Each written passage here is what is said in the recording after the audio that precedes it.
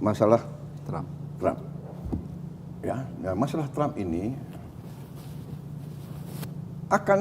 kita harus lihat nanti.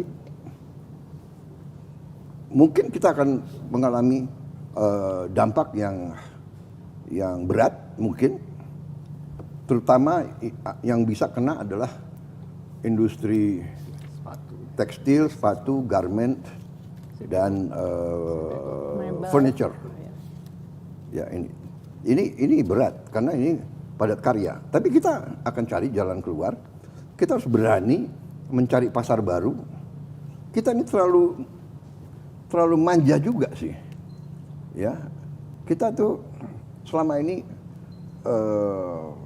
tertarik oleh ekonomi Amerika, benar, karena ini kan sistem ekonomi yang Amerika ajarkan kepada kita, kan?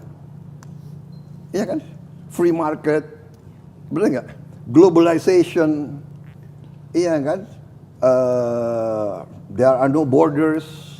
Mereka ajarkan kepada kita. Kita murid yang setia. Ya kan? We follow what they teach us. All the time.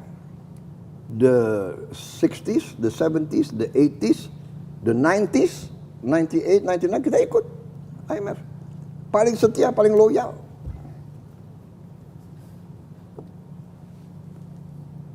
Sekarang kita harus bangun, kita harus dewasa.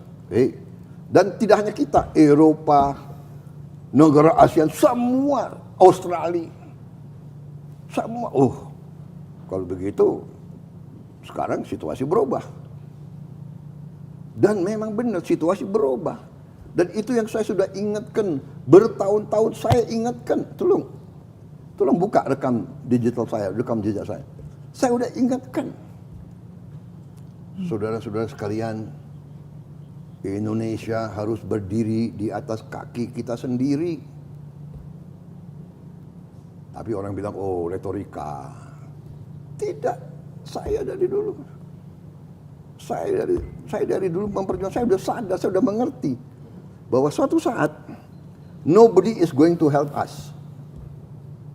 Tidak ada yang akan bantu kita kecuali diri kita sendiri. Dan ini realita.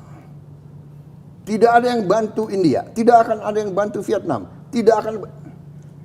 Setiap negara harus mengurus dirinya sendiri. Tapi,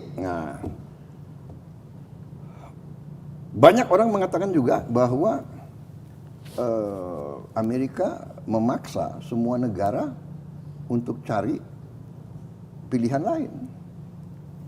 Nanti Kanada sudah mengatakan. Ya.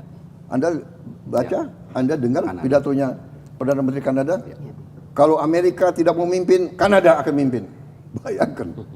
Kanada nanti sama Eropa Barat, ya kan?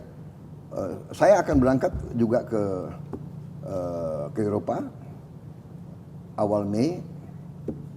Saya akan ketemu Perdana Menteri Anwar nanti sore.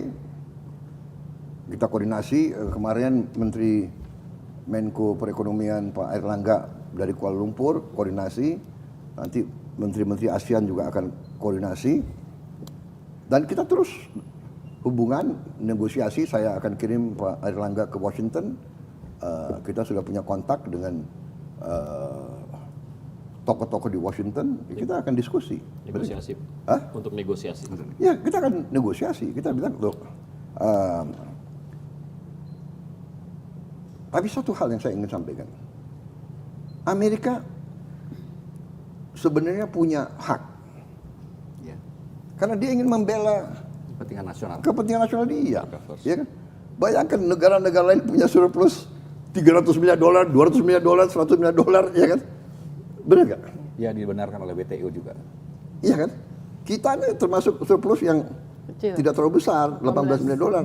17,3. Ya, tapi maksud saya juga ya, pengusaha-pengusaha kita juga harus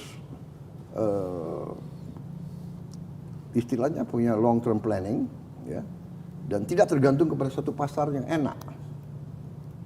Iya kan? Iya kan? Iya. Kita harus berani. Kenapa kita tidak ke Afrika? Diversifikasi. Afrika itu the new emerging market of the world, Afrika loh. Jumlah penduduknya besar, resourcesnya banyak, ya kan? Kebutuhannya banyak. Ada pengusaha-pengusaha kita yang berani ke Afrika, ya kan?